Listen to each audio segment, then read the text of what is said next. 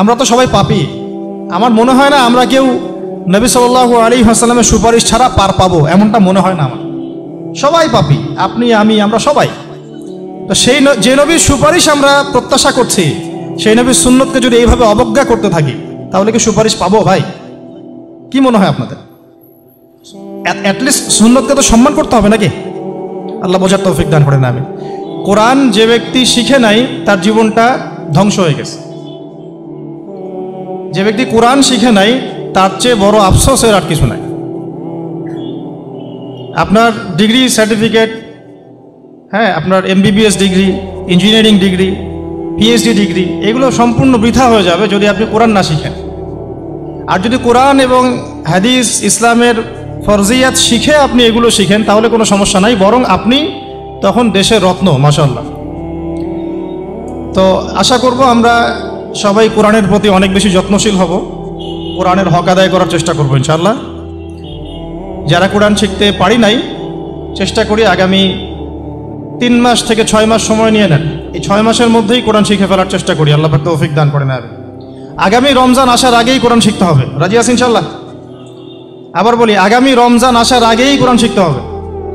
রাজি আছেন? ইন্নামাল আমালু বিন্নিয়াত, আমলের প্রতিদান ফলাফল নিয়াতের উপর নির্ভর করে। এই পৃথিবী প্রবলভাবে প্রকম্পিত হবে, একদিন হবে তো নাকি? এবং কিয়ামতের আগে আগে বেশি বেশি হবে। কিছু কিছু পাপের কারণেও হবে, তার মধ্যে মাদক দ্রব্য আছে, গান বাজনা বাদ্যযন্ত্র আছে, তার মধ্যে আমানতের খেয়ানত আছে, অশ্লীলতা বেহায়াপনা আছে। যে পাপগুলোর কথা বললাম, এগুলোর সাথে কি টাউন হল আগে থেকে সম্পৃক্ত না সম্পৃক্ত না? জি।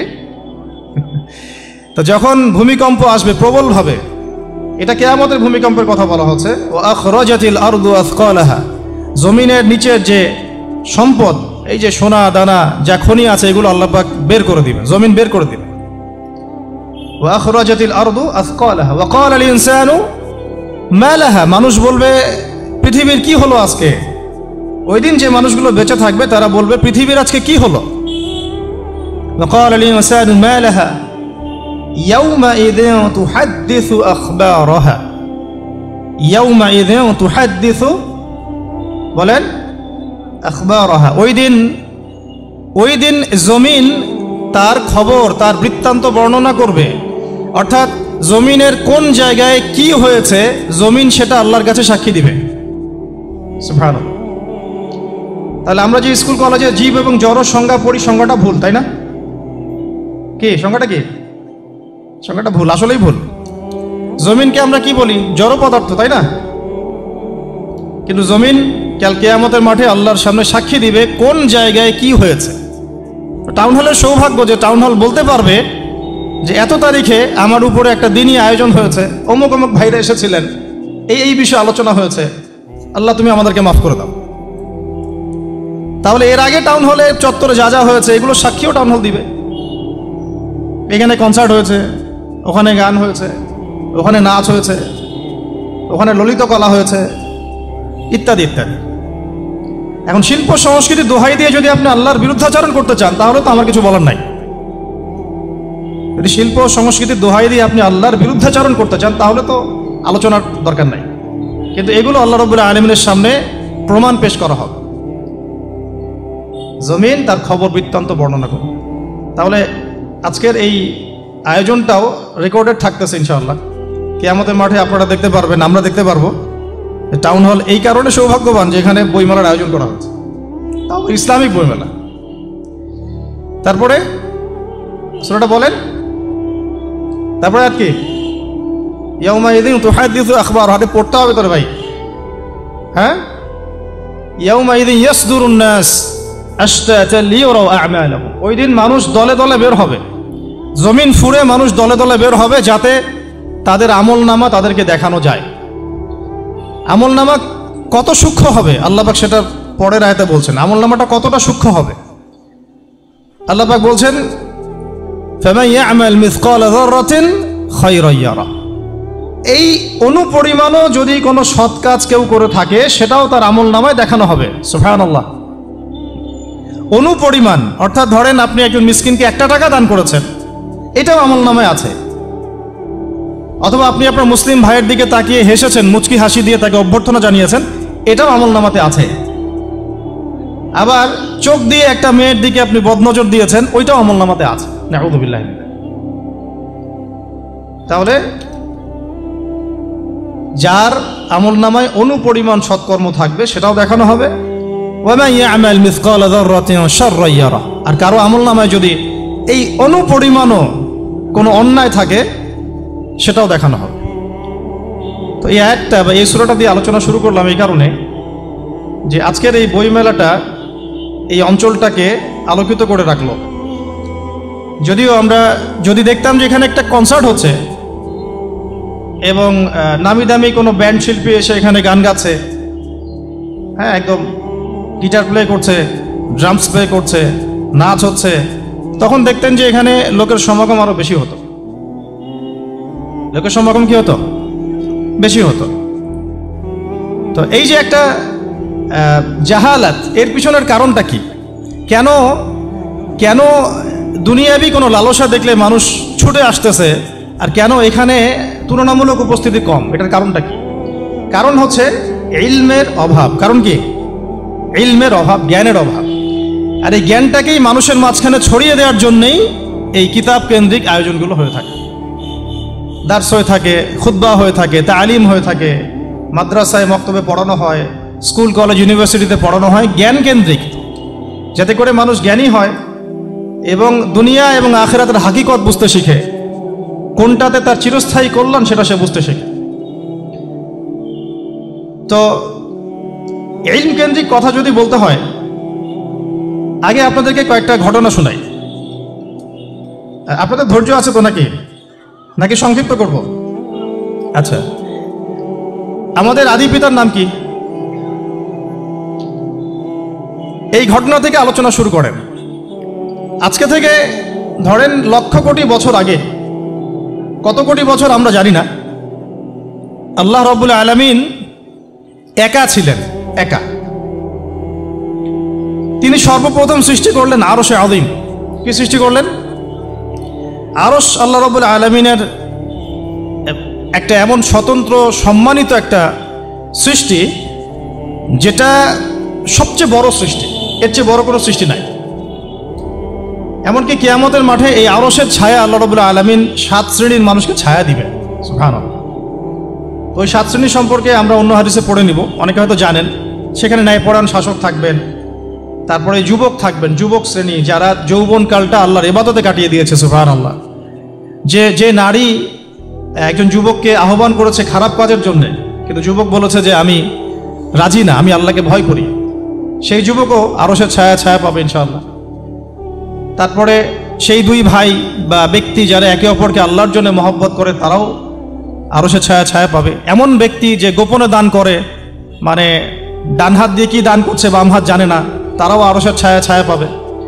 এমন ব্যক্তি যে অন্ধকারে বা একাকী আল্লাহ পাককে স্মরণ করে এবং চোখ দিয়ে দরদর করে পানি পড়তে থাকে, এই ব্যক্তিও আরশের ছায়া পাবে। এরকম প্রায় 7 শ্রেণীর মানুষ আরশের ছায়া পাবে। তো আরশ সৃষ্টি করার পরে আরশটা ছিল পানির উপরে। কোথায় ছিল? পানির উপরে। সূরা হুদের মধ্যে আছে। আমি শুধু রেফারেন্সগুলো আপনাদেরকে সূরাগুলো বলে দিব, বাসায় গিয়ে আপনারা পড়বেন। প্রত্যেকটা আয়াত কিন্তু এখানে ধরে ধরে বলার সময় নাই আর কি আমার কাছে। তো আরশটা ছিল পানির উপরে। এরপরে আল্লাহ রাব্বুল আলামিন আসমান এবং জমিন সৃষ্টি করেছেন 6 দিনে। পুরো মহাবিশ্ব আল্লাহ রাব্বুল আলামিন সৃষ্টি করেছেন কত দিনে? 6 দিনে। ফি সিত্তাতি আইয়াম, 6 দিনে। এখন সৃষ্টি করার পরে আল্লাহ রাব্বুল আলামিন কলম সৃষ্টি করেছেন। কি সৃষ্টি করেছেন? কলম। ইলমের সাথে যে কলমের সম্পর্ক, এটা একটু পরে আরো ক্লিয়ার হবে আপনাদের কাছে। আল্লাহ পাক কলম সৃষ্টি করে বলেছেন, উক্তুব, কলম তুমি লিখো। কলম তো আমাদের সংজ্ঞা মতো জড় পদার্থ, তাই না? হ্যাঁ, তো আল্লাহ পাক বলছেন কলমকে তুমি লিখো। তো কলম কথা বলছে, মাযা আকতুব, আমি কি লিখবো? আল্লাহ পাক বলছেন লিখো, কিয়ামত পর্যন্ত যা যা হবে সব লিখে ফেলো। এরপর আল্লাহ রাব্বুল আলামিন লাউহে মাহফুজের মধ্যে একদম from the very beginning till the last day of judgement প্রত্যেকটা কথা লাউহে মাহফুজে লেখা আছে। এমনকি আপনার কার সাথে বিয়ে হবে সেটাও, কয়টা বাচ্চা কাচ্চা হবে সেটাও। তাই এত অস্থির হওয়ার দরকার নাই, রিজিকে যা আছে আসবে ইনশাআল্লাহ। লেখা যদি হয়ে থাকে আসবে না? আসবে ইনশাআল্লাহ, সবর। তো এই জন্য মুমিনদেরকে বলা হয়েছে তোমরা কখনো হতাশ হবে না, কারণ তাকদীর লেখা হয়ে গেছে, হতাশার কোনো কারণ নাই। একটা প্রবণতা আমরা সমাজে দেখছি আত্মহত্যার। ইয়াং জেনারেশনকে আমরা নসিহত করব যে ভুলেও নিজের জীবনকে বিসর্জন দিতে যাবেন না। আল্লাহ রাব্বুল আলামিন আপনাদেরকে সৃষ্টি করেছেন তার ইবাদত করার জন্য এবং তার জমিনে তার দিনটাকে প্রতিষ্ঠা করার জন্য। হেলায় খেলায় আপনার জীবনটা নষ্ট করবেন না, ঠিক আছে ভাই? আল্লাহ বোঝার তৌফিক দান করেন। তো কলম সৃষ্টি করার পরে কিয়ামত পর্যন্ত সব লেখা হয়ে গেছে। এখন আমাদের এই পৃথিবীতে তো মানুষ ছিল না, ছিল? এদিকে মনোযোগ দেন। এই পৃথিবীতে কি আগে মানুষ ছিল? এই পৃথিবীতে আগে কি ছিল তাহলে বলেন?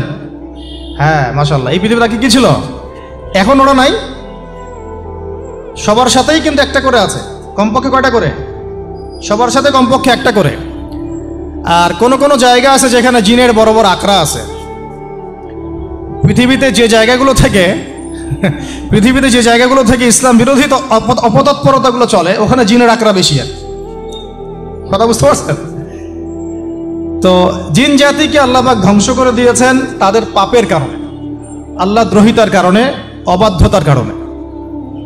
এখন আল্লাহ রাব্বুল আলামিন ইরাদা করলেন পৃথিবীতে আমাদেরকে সৃষ্টি করবেন, মানে মানুষকে সৃষ্টি করবেন। আল্লাহ পাক তার সমস্ত ফেরেশতাদেরকে একত্রিত করলেন। ঘটনাটা কিন্তু খুব ইন্টারেস্টিং। আমি জানি এখানে ওলামায়ে কেরামও আছেন, তবে আমি সবার জন্য প্রযোজ্য হয় এমন কথা বলারই চেষ্টা করছি, কারণ অনেকে হয়তো এগুলো নাও জানতে পারে। তো আল্লাহ পাকের ভাষায় আমি যদি বলি, আল্লাহ রাব্বুল আলামিন বলছেন, বা'দা আউযু বিল্লাহি মিনাশ শাইতানির রাজীম, ওয়াইয ক্বালা রাব্বুকা লিল মালায়েকা ইন্নী জাইলুন ফিল আরদি খলিফা। হে নবী মুহাম্মদ সাল্লাল্লাহু আলাইহি ওয়াসাল্লাম, তুমি স্মরণ করো সেই সময়ের কথা যখন আল্লাহ তোমার রব সমস্ত ফেরেশতাদেরকে ডেকে বলেছিলেন যে ইন্নী জাইলুন ফিল আরদি খলিফা, আমি জমিনে মানে পৃথিবীতে আমার খলিফা পাঠাতে চাই। কি পাঠাতে চাই? আরো জোরে বলেন। আল্লাহ পাক বলেননি পৃথিবীতে মানুষ পাঠাতে চাই, পৃথিবীতে নতুন কোনো মাখলুক পাঠাতে চাই। আমাদেরকে আল্লাহ পাক সম্মানের শব্দে সম্মানিত করেছেন, বিশেষায়িত করেছেন। আমাদেরকে বলেছেন আমরা আল্লাহর খলিফা, আমরা আল্লাহর খলিফা। এখন আমরা আল্লাহর খলিফা, কিন্তু পৃথিবীতে মানুষ খিলাফা শব্দ সহ্য করতে পারে না। হ্যাঁ, কি অদ্ভুত না? এটা কোরআনের কি শেষের দিকে আছে না প্রথম দিকে আছে? সূরা বাকারার একদম শুরুর দিকে 3টা 4টা 5টা পৃষ্ঠা উল্টালে দেখবেন এই একটা আছে। তো কোরআন তাহলে শুরু থেকে কখনো খুলেও দেখেনি সে ব্যক্তি। প্রমাণ হলো এটা যে খুলেও দেখে না, অথবা দেখলেও সে এড়িয়ে গেছে। আল্লাহ পাক আমাদেরকে বললেন যে পৃথিবীতে আমি আমার খলিফা পাঠাতে চাই। তাহলে আদম আলাইহিস সালামকে আল্লাহ পাক মোহাব্বতের শব্দে, সম্মানের শব্দে বিশেষায়িত করলেন কি বলে? সুবহানাল্লাহ, সুবহানাল্লাহ। আর খলিফা কাকে বলে এটা আমি আপনাদেরকে বুঝাচ্ছি একটা দোয়া থেকে। এই যে গাড়িতে করে আমরা বাসা থেকে আসলাম বা যখন কোনো সফরে যাই, আমরা একটা দোয়া পড়ি, সুবহানাল্লাযী সাখখারা লানা হাযা ওয়া মা কুননা লাহু মুকরিনিন ওয়া ইন্না ইলা রাব্বিনা লামুনকালিবুন। এতটুকু তো পড়ি নাকি? বা এগুলো পড়তে হবে? বইমেলায় এসেছি শুধু লেকচার শোনার জন্য না, ছবি তোলার জন্য না। আজকে জীবনটা পরিবর্তন করার নিয়ত করে যাইতে হবে, ঠিক আছে ভাই? বই প্রকাশ করা, ছাপানো, বিক্রি করা, লেখা, এর চেয়ে বড় কথা আমার জীবনটা ইলমের আলোয় আলোকিত করা। আমি বই লিখলাম ধরেন একটা, আমার মধ্যে সেই আমল নাই, লাভ নাই। লাভ আছে? আমি বই ছাপাইছি 100, 200, 500, 1000, আমি নিজেই আমল করি না, হবে? আগে আমল জরুরি। ইলমের সাথে আমলটা খুব বেশি জরুরি। আলেম তাকেই বলা হয় যে ইলম অনুযায়ী আমল করে। তাহলে আল্লাহ পাক বলেন লিমা তাকুলুনা মা লা তাফআলুন, তোমরা এমন কথা কেন বলো যে আমল নিজেরাই করো না? কাবুরা মাকতান ইনদাল্লাহ আন তাকুলু মা লা তাফআলুন, আল্লাহর কাছে সবচেয়ে গর্হিত একটা অপরাধ তোমরা একটা কথা বলবা কিন্তু আমল করবা না। তো দোয়াটা মুখস্থ করবেন। এই দোয়ার নিচে একটা অংশ আছে, আল্লাহুম্মা আনতা সাহিবু ফিস সাফারি। আমার কথাটা শুনেন, খলিফার অর্থটা বুঝেন। অনেকে তো অনেকভাবে ব্যাখ্যা করে আর কি। আল্লাহুম্মা আনতা সাহিবু ফিস সাফারি, আল্লাহ তুমি এই সফরে আমার সাথী। সফরে বের হওয়ার সময় দোয়া পড়ছি আমরা, আল্লাহুম্মা আনতা সাহিবু ফিস সাফারি, আল্লাহ তুমি এই সফরে আমার সাথী। ওয়াল খলিফাতু ফিল আহলি ওয়া মালি। আল্লাহ আমি তো বাসায় নাই, আমার বাসার আহাল মালের খলিফা হচ্ছে তুমি আল্লাহ। তাহলে খলিফা শব্দ দিয়ে কি বুঝলেন? আল্লাহ আমার বাসার আহাল মালের খলিফা মানে কি? আমার স্থলাভিষিক্ত তুমি আল্লাহ। আমি ওখানে নাই বাসায়, আমি সফরে বের হয়ে গেছি। আমার স্ত্রী, আমার সন্তান, আমার মাল, আমার জান, এগুলোর দায়িত্ব তোমার, তুমি খলিফা। কত চমৎকার দোয়া। তাহলে পৃথিবীতে আমি আমার খলিফা পাঠাতে চাচ্ছি, তার অর্থ কি? আল্লাহ রাব্বুল আলামিন এই পৃথিবীতে আমাদেরকে তার প্রতিনিধি বানিয়েছেন। সুবহানাল্লাহ, সুবহানাল্লাহ। তাহলে আমরা নিজেদের আত্মপরিচয় ভুলে গেলাম যে আমরা আল্লাহর প্রতিনিধি পৃথিবীতে, তাই না? আমরা এখন আব্রাহাম লিঙ্কনের পূজা করতেছি। আব্রাহাম লিঙ্কনের পূজা তো বুঝেন না আপনারা, এটা হচ্ছে ওই যে সোকল ডেমোক্রেসির পূজার। আদতে প্রকৃত গণতন্ত্র বলে কিছু নাই এই বিশ্বের মধ্যে, যা আছে এগুলো তথাকথিত আর স্লোগান, জাস্ট, আর কিছু না। এটা যারা চর্চা করে তারাও জানে, আমাদের কাছে তারাই বলে। আদতে এই আপনার কমিউনিজমের কথা বলেন, এই লেনিন স্টেলিনারিজমের কথা বলেন, আপনি মুসলিনের কথা বলেন, চাইনিজ দর্শনের কথা বলেন, রাশিয়ান দর্শনের কথা বলেন, আর এই যে আরেকটা কি চলতেছে সেকুলারিজমের কথা বলেন, ন্যাশনালিজমের কথা বলেন, এগুলো একটা তাত্ত্বিক মতবাদ শুধুমাত্র। প্রকৃত মতবাদগুলো আপনি পাবেন বিশুদ্ধ যেগুলো কোরআন এবং হাদিসেই, এর বাইরে না। তো আমরা কিন্তু আল্লাহর খলিফা পরিচয় দিতে এখন দ্বিধাবোধ করতেছে। এই জমিনে আল্লাহ পাক আমাদেরকে তার খলিফা বানিয়ে পাঠিয়েছে। এখন খলিফা হলাম কিভাবে? কিসের গুণে খলিফা হলাম? প্রশ্ন না এটা? আমাদের কি 10টা হাত, 10টা পা, বেশি শক্তি ফেরেশতাদের চাইতে, যে আমরা খলিফা হলাম কিসের ভিত্তিতে আর কিভাবে হলাম? এটা শুনুন। আল্লাহ পাক বলছেন ওয়াল্লামা আদামাল আসমাআ কুল্লাহা। আল্লাহ বলছেন আমি আদমকে এই মহাবিশ্বের যত নাম আছে, নাউন্স, ইসম, সব শিক্ষা দিয়েছি। সুবহানাল্লাহ। এই মহাবিশ্বের যত নাম, এখানে ইসম শব্দের অর্থ কিন্তু জ্ঞান। ইসম মানে কি? এখানে জ্ঞান। মহাবিশ্বের যে জ্ঞানগুলো আছে, এই জ্ঞানগুলো আল্লাহ পাক আমাদের আদি পিতাকে শিক্ষা দিয়েছেন। আমাদের আদি পিতাকে আল্লাহ নিজে শিক্ষা দিয়েছেন। সৃষ্টিগতভাবে আমরা জ্ঞানী ছিলাম না, আল্লাহ পাক আমাদেরকে জ্ঞান শিক্ষা দিয়েছেন। আমরা ফিলোসফির বইগুলো খুললে দেখবেন ওখানে বুদ্ধিবাদ নামে একটা মতবাদ আছে। মানে তারা বলে যে মানুষ সৃষ্টিগতভাবেই একজন বুদ্ধিদীপ্ত প্রাণী। এটা ভুল কনসেপ্ট। সৃষ্টিগতভাবে আমাদের মধ্যে জ্ঞান ছিল না, আল্লাহ পাক আমাদেরকে জ্ঞান শিক্ষা দিয়েছেন। কথা বুঝতে পারছেন? একটা মতবাদ তাদের আছে অভিজ্ঞতাবাদ, মানে মানুষ অভিজ্ঞতা থেকেই শিখে। আরেকটা আছে সমন্বয় মতবাদ, আপনারা তো এগুলো অনেকে পড়েছেন হয়তো। এর বাইরে যে একটা মতবাদ আছে যে আল্লাহর পক্ষ থেকে ওহী ভিত্তিক মানুষ জ্ঞান শিখে, এই মতবাদ কোনো দার্শনিকের বইয়ে স্থান পেল না। কি আফসোস, কি আফসোস! অথচ মুসলিম ঘরের দার্শনিক তারা। আমরাও পড়েছি ভাই 4 বছর এই কারণে গেলেই। কি আফসোস! আল্লাহ পাকের ওহীর পক্ষ থেকে যে জ্ঞান আসতে পারে, এইটা কনসেপ্টটাই নাই। অথচ এখানে কোরআনে আল্লাহ পাক বলছেন ওয়াল্লামা আদামাল আসমাআ কুল্লাহা, আমি আল্লাহ আদমকে সমস্ত নাম শিক্ষা দিয়েছি। সুবহানাল্লাহ। এরপরে এই যে জ্ঞান আদম আলাইহিস সালামকে আল্লাহ পাক শিক্ষা দিলেন, এর ফলশ্রুতিতেই আল্লাহ পাক বললেন যে ওয়াইয কুলনা লিল মালাইকা উসজুদু লি আদম, হে ফেরেশতারা তোমরা এখন আদমকে সিজদা করো। কি ফেরেশতাদেরকে দিয়ে আল্লাহ পাক আমাদের পিতাকে সিজদা করালেন কিসের মানদণ্ডে? কিসের কারণে? জ্ঞানের কারণে। জ্ঞানের কারণে ফেরেশতাদেরকে আল্লাহ পাক বললেন যে এই নামগুলো বলে দাও তো তোমরা। তারা বলতে পারলো না, তারা বললো লা ইলম আল্লাহুম্মা লা ইলমা লানা ইল্লা মা আল্লামতানা। আল্লাহ আমাদের তো সেই জ্ঞান নাই, শুধু ওইটুকু জ্ঞান আছে যা আপনি আমাদেরকে শিখিয়েছেন। তখন আল্লাহ পাক বলেছিলেন যে আমি যা জানি তোমরা তা জানো না। আমি কি বলি নাই যে আমি আসমান জমিনের গায়েবের সব খবর জানি? তখন আল্লাহ বললেন যে তোমরা সবাই সিজদা করো আদমকে। তাহলে আমাদের পিতাকে খলিফা করা হলো, জ্ঞান শেখানো হলো, আল্লাহ পাক নিজে শেখালেন, ফেরেশতার মণ্ডলীদের দিয়ে সিজদা পর্যন্ত করালেন। কিসের মানদণ্ডে? আরো আসতে বলেন, জ্ঞানের মানদণ্ডে। এখন যদি আমরা একটু প্রশ্ন ছুড়ে দেই নিজ নিজ বিবেকে, আমরা কি সেই ওহীর 10টা সূরাও শিখেছি? 10টা পারা কি পড়া হয়েছে কখনো? 10টা সূরারও কি অর্থ জানি? অনেকে তো 10টা আয়াতের অর্থ জানি না। আমরা কি সেই ওহীর 10টা হাদিস শিখেছি? তাহলে আমরা কোথায় সম্মান খুঁজতেছি? পশ্চিমাদের কাছে? বলেন। সত্যি সবচেয়ে আফসোস লাগে আমার একটা জিনিস, যে মুসলিমরা আমরা এখন আমাদের আত্মপরিচয় ভুলে যাচ্ছি, আর আল্লাহ পাক আমাদেরকে যেখানে সম্মান রেখেছেন ওইখানে সম্মান না খুঁজে আমরা অন্যের দাসত্বের সম্মান খুঁজতেছি। আল্লাহ আমাদেরকে বোঝার তৌফিক দান করে। এটা অজ্ঞতার কারণে হচ্ছে। আমাদের কাজ তাদেরকে সচেতন করা বা তাদেরকে মেসেজ পৌঁছে দেয়া। আমরা উগ্র পন্থা অবলম্বন করব, আমরা হিকমার সাথে প্রজ্ঞার সাথে মানুষকে বোঝানোর চেষ্টা করব, এগুলো বোঝানোর অংশ। এখন আচ্ছা, আরেকটা কথা আপনাদেরকে বলি, একটা কথা মাঝখানে মিস হয়ে গেছে। এই যে আল্লাহ পাক আমাদেরকে খলিফা করে পাঠিয়েছেন, খলিফার কাজ কি? প্রশ্ন না? আমাদের কাজ কি তাহলে? এই কাজটা আল্লাহ পাক আবার ব্যাখ্যা করেছেন সূরা সদের মধ্যে। কোন সূরায়? সূরা সদ। সদ নামে একটা সূরা আছে, সূরা ইয়াসিনের আগে পরে পাবেন। তো এখানে আল্লাহ পাক আরো একজন নবীকে তার খলিফা বলেছেন। সেই নবীর নাম দাউদ আলাইহিস সালাম। কি নাম? আর দাউদ আলাইহিস সালাম কিন্তু এই থেকে, যেখানে এখন ওই বোম্বিং করে আর কি, নিরীহ মুসলিমদেরকে হত্যা করে বিগত 70 বছর থেকে, ওই থেকে কিন্তু দাউদ আলাইহিস সালাম বিশ্ব শাসন করেছিলেন। তার পরবর্তীতে তার সন্তান সুলাইমান আলাইহিস সালামও কিন্তু ওখান থেকেই বিশ্ব শাসন করেছিলেন। আর এখনকার বনু ইসরাইল দাবিদার এই তারাও কিন্তু ওই ফিকিরি করছে, ওখান থেকে তারা বিশ্ব শাসন করতে চায় এবং তারা মনে করে তাদের একজন মাসিহ আসবে, সেই মাসিহ আসলে তারা বিশ্ব শাসন করবে। আমরা সেই মাসিহের নাম জানি মাসিহুদ দাজ্জাল।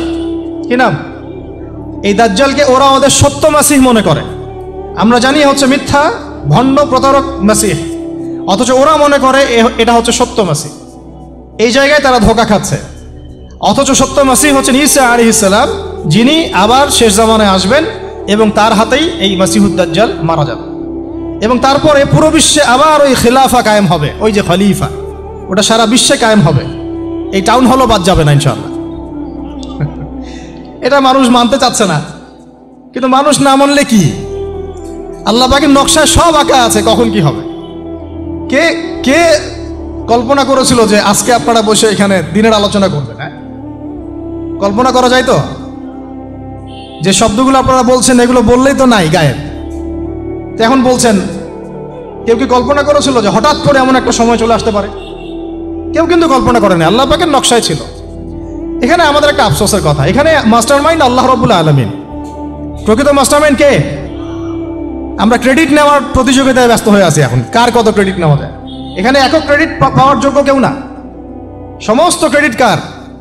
আল্লাহ রাব্বুল আলামিন। এটা আল্লাহর সাথে গাদ্দারি করতে যায় না, তাহলে ভুলে যাও। কারণ আমি বারবার বলেছি আপনাদেরকে, কোরআন থেকে একটা শিক্ষা আমরা শিখেছি।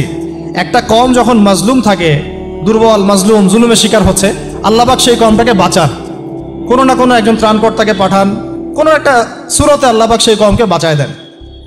আবার যদি এই নিয়ামতটা পাওয়ার পরে ওই কওম আবার এই জুলুম শুরু করে, আবার আল্লাহ দ্রোহিতা শুরু করে, আল্লাহ পাক তার চেয়ে বড় জালেম চাপাই দিন। কথা বুঝতে পারছেন? আল্লাহর সাথে গাদ্দারি করতে যাই না, আল্লাহ পাক আমাদেরকে বোঝার তৌফিক দান করেন। এখন খলিফার কাজটা কোথায় পাবেন? কোন সূরায় ভাই বলেন? সূরা সদে আল্লাহ পাক দাউদ আলাইহিস সালামকে খলিফা সম্বোধন করে বলছেন, ইয়া দাউদ। কি চমৎকার আহ্বান! ইয়া দাউদ, হে দাউদ, ইন্না জাআলনাকা খলিফাতান ফিল আরদ। দেখো, আমি আল্লাহ তোমাকে পৃথিবীতে খলিফা করেছি। কি করেছি? খলিফা করেছে। তোমার কাজ কি শোনো। ফাহকুম বাইনান নাসি বিল হক। বোঝার চেষ্টা করেন একজন খলিফার কাজ কি।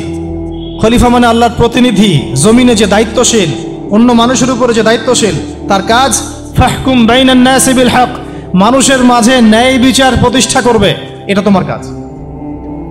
তাহলে এখন যারা আমরা এই জায়গায় আছি বা ভবিষ্যতে আসব, আরো কাল আগাতে থাকবে, সময় আগাতে থাকবে, নতুন নতুন নেতৃত্ব আসবে, সবার ফাংশন একটাই, ফাহকুম বাইনান নাসি বিল হক। আমাদের কাজ হবে মানুষের মাঝখানে কি করা? ন্যায় বিচার, বিচার ফয়সালার ক্ষেত্রে ইনসাফ করা, ন্যায় বিচার করা। তো ন্যায় বিচার তো এখন জাদুঘরে আছে নাকি? হ্যাঁ, কোনো কোনো ক্ষেত্রে আমরা চাই না যে ন্যায় বিচার জাদুঘরে যাক, আমরা চাই আবারও ন্যায় এবং সাম্যের সমাজ প্রতিষ্ঠা হোক। ইনশাআল্লাহ এরপর থেকে আমরা কোনো অন্যায় সহ্য করব না। ইনশাআল্লাহ এরপর থেকে আমরা কোনো জল্লাদতন্ত্র কায়েম করতে দিব না। আমাদের যা আছে তাই নিয়ে প্রতিবাদ হবে ইনশাআল্লাহ। কারণ এখনকার প্রজন্ম প্রতিবাদের ভাষা বুঝে। এখন যদি আপনারা আবার সেই প্রাচীন জুলুমের তন্ত্রে মন্ত্রে ফিরে যান, তাহলে আল্লাহর গজব চলে আসবে, বড় গজব। তো খলিফার কাজ কি ভাই? কি কাজ বললাম বলেন? মানুষের মাঝখানে ন্যায় বিচার প্রতিষ্ঠা করা। আচ্ছা, আরো আছে আয়াত শেষ হয় নাই। আল্লাহ পাক বলছেন ওয়ালা তাত্তাবিউল হাওয়া, ন্যায় বিচার করতে গিয়ে নিজের দাসত্ব মানে প্রবৃত্তির অনুসরণ করো না। ন্যায় বিচার করতে গিয়ে নিজের প্রবৃত্তির অনুসরণ করো না, মন গড়া বিধানের অনুসরণ করো না। আমার মামা, আমার চাচা, আমার খালু পার করে দিও না। প্রবৃত্তির অনুসরণ মানে কি? মন যাচাই তাই করো না। ন্যায় বিচার করতে গিয়ে আল্লাহ পাকের বিধান মেনে চলো। কারণ সূরা মাইদাতে আল্লাহ পাক বলেছেন আয়াত নাম্বার 44, 45, 47-এ ওয়া মান লাম ইয়াহকুম বিমা আনজালাল্লাহ ফাউলাইকা হুমুল কাফিরুন, যারা আল্লাহ পাকের হুকুম অনুযায়ী বিচার ফয়সালা করে না তারা কাফির। 45-এ গিয়ে আল্লাহ বলছেন ওয়া মান লাম ইয়াহকুম বিমা আনজালাল্লাহ ফাউলাইকা হুমুল ফাসিকুন, যারা আল্লাহ পাকের বিধান অনুযায়ী বিচার ফয়সালা করে না এরা ফাসিক, পাপাচারী। 47 নম্বর আয়াতে গিয়ে আবার বলছেন ওয়া মান লাম ইয়াহকুম বিমা আনজালাল্লাহ ফাউলাইকা হুমুজ জালিমুন, যারা আল্লাহর হুকুম বিধান অনুযায়ী বিচার ফয়সালা করে না এরা জালেম। তো কাফেরও বলেছেন আল্লাহ, ফাসিকও বলেছেন, জালেমও বলেছেন। তাহলে বিচার ফয়সালা করার ক্ষেত্রে আল্লাহ পাকের বিধানকে সর্বোচ্চ অগ্রাধিকার দিতে হবে, নিজের প্রবৃত্তির অনুসরণ করা যাবে না। যদি করে তাহলে কি হবে? ইউদিল্লাকা আন সাবিলিল্লাহ, তাহলে এটা তোমাকে আল্লাহর রাস্তা থেকে সরায় নিয়ে যাবে। এর ফলে কি হবে জেনে রেখো, ইন্নাল্লাযীনা ইউদিল্লুনা আন সাবিলিল্লাহ লাহুম আযাবুন শাদীদ বিমা নাসু ইয়াউমাল হিসাব। এটা পরে দেয়, নিশ্চয়ই যারা আল্লাহ পাকের সরল পথ থেকে বিচ্যুত হয়ে গেছে তাদের জন্য কাল কিয়ামতের মাঠে আছে আযাবুন শাদীদ। আযাবুন শাদীদ মানে কঠিন কঠিন যন্ত্রণাদায়ক শাস্তি, এই কারণে যে তারা কিয়ামতের দিনটাকে ভুলে গিয়েছে। শাদীদ এর অর্থটা কি এটা বোঝার জন্য আপনাকে সূরা হাদীদ পড়তে হবে। কোন সূরা? আসলে কোরআনের আয়াতগুলো হচ্ছে আকাশের তারার মতো। তারা দেখবেন আকাশের, তারা দেখাও সুন্নত। ইসলাম তো রসকসহীন ধর্ম না রে ভাই, সবকিছুই আছে এখানে। আসলে আমরা জানি না বলে আমরা মনে করি যে এখানে কোনো বিনোদনই নেই, তাই না? এই গান বাজনা না করলে কি হয়, মন শান্তি হয়, এরকম একটা ভাব। যদি আপনি কোরআনের ভিতর ঢুকে যান আপনার হৃদয়ে এমন নূর আসবে, এমন তৃপ্তি আসবে যে ওগুলো আপনার শুনতে ইচ্ছা করবে না, আপনি কান বন্ধ করে ফেলবেন, নিজেই বলতেই হবে না। এখন কিছু নতুন ইসলামিস্ট আসছে, তারা এগুলোকে ইসলামের অন্তর্ভুক্ত বলে মনে করার দাবি করতেছে যে এগুলো তো নিষেধ নাই, এগুলো তো নিষেধ করা হয় নাই। কতটুকু জানেন ইসলাম সম্পর্কে? আপনি না জেনে কেন কথা বলেন? নবী সাল্লাল্লাহু আলাইহি ওয়াসাল্লাম রাস্তা দিয়ে হাঁটছেন, ওই সময় তো অনেক পূজা অর্চনা ইত্যাদি হতো মক্কায়। তো এখানে ঢাকঢোলের শব্দ আসছে, নবী সাল্লাল্লাহু আলাইহি ওয়াসাল্লাম নিজের 2 আঙ্গুল কানের মধ্যে ঢুকিয়ে দিলেন, দিয়ে পাশে একজন সাহাবী তাকে জিজ্ঞাসা করছেন হাঁটতে হাঁটতে হাঁটতে হাঁটতে, তুমি কি এখন আওয়াজ শুনতে পাচ্ছ? সাহাবী বলেন না ইয়া রাসূলুল্লাহ, এখন আওয়াজ শুনতে পাচ্ছি না। তখন তিনি কান বের করলেন। এটা নবীর সুন্নত। আর আমরা নবীর সুন্নতকে উল্টাই দিছি কিভাবে দেখেন, আমাদের কানেই এখন ইয়ারফোন। উনি যেটা শুনে কান বন্ধ করতেন ওইটা আমরা কানে ঢুকায় রাখছি একবার। আল্লাহ আমাদেরকে বোঝার তৌফিক দান করেন। দেখেন আমরা তো সবাই পাপী। আমার মনে হয় না আমরা কেউ নবী সাল্লাল্লাহু আলাইহি ওয়াসাল্লামের সুপারিশ ছাড়া পার পাবো, এমনটা মনে হয় না আমার। সবাই পাপী, আপনি আমি আমরা সবাই। তো সেই যে নবীর সুপারিশ আমরা প্রত্যাশা করছি, সেই নবীর সুন্নতকে যদি এইভাবে অবজ্ঞা করতে থাকি তাহলে কি সুপারিশ পাবো ভাই? কি মনে হয় আপনাদের? অ্যাটলিস্ট সুন্নতকে তো সম্মান করতে হবে নাকি? আল্লাহ বোঝার তৌফিক দান করেন। আমি তাহলে যেটা বলছিলাম যে আল্লাহ পাকের বিধান অনুযায়ী বিচার ফয়সালা করতে হবে, এটা খলিফার কাজ। ন্যায় বিচার করতে হবে মানুষের মাঝখানে, এবং নিজের প্রবৃত্তির অনুসরণ করা যাবে না, তাহলে আল্লাহর পথ থেকে দূরে সরাই দিবে। এখানেই বললাম শাদীদ বুঝতে গেলে আপনাকে কোন সূরা পড়তে হবে? সূরা হাদীদ। আকাশের তারার কথা কেন বললাম? যে আকাশের তারাগুলো যদি মেলাতে পারেন দেখবেন বিভিন্ন শেপ তৈরি হয়। প্রত্যেকটা তারার অবস্থানের গাণিতিক একটা ব্যাখ্যা আছে। যারা অ্যাস্ট্রোনমি নিয়ে পড়াশোনা করেন তারা জানেন, এগুলা সবাই জানবেন না। প্রত্যেকটা তারাকে আল্লাহ পাক এত সূক্ষ্মভাবে স্থাপন করেছেন যে যদি একটু সামান্য একটু ডানে বামে এগুলো সরে যায় মহাবিশ্বের এই স্থিতিশীলতা নষ্ট হয়ে যাবে। এবং এটার কসমও আল্লাহ পাক কোরআনে করেছেন সূরা ওয়াকিয়ার মধ্যে। কোন সূরা? সূরা ওয়াকিয়াতে আল্লাহ পাক বলেছেন ফালা উকসিমু বিমাওয়াকিইন নুজুম, আমি তারার অবস্থান স্থলের স্থিতির কসম করে বলছি। আল্লাহ পাক এর কসম করেছেন, কত গুরুত্বপূর্ণ জিনিস। ঠিক আছে, তো পরেরগুলো বললাম না। সূরা হাদীদ কেন পড়বেন? সূরা হাদীদ আল্লাহ পাক বলেছেন যে ওয়ানজালনাল হাদীদা ফীহি বাসুন শাদীদ। এই যে শাদীদ বুঝাতে গিয়ে হাদীদে আসছে। আল্লাহ পাক বলছেন যে আমি আল্লাহ পৃথিবীতে আসমান থেকে লোহা নাজিল করেছি। অবাক করার বিষয় না? লোহার খনি খুঁজতেছেন আপনারা মাটির নিচে, তাই না? আল্লাহ পাক বলছেন আমি লোহা নাজিল করেছি, আনজালনা, ঠিক যেমন ইন্না আনজালনাহু ফি লাইলাতুল কদর, আমি লাইলাতুল কদরে কোরআন নাজিল করেছি, আসমান থেকে নাজিল হয়েছে, তাই না?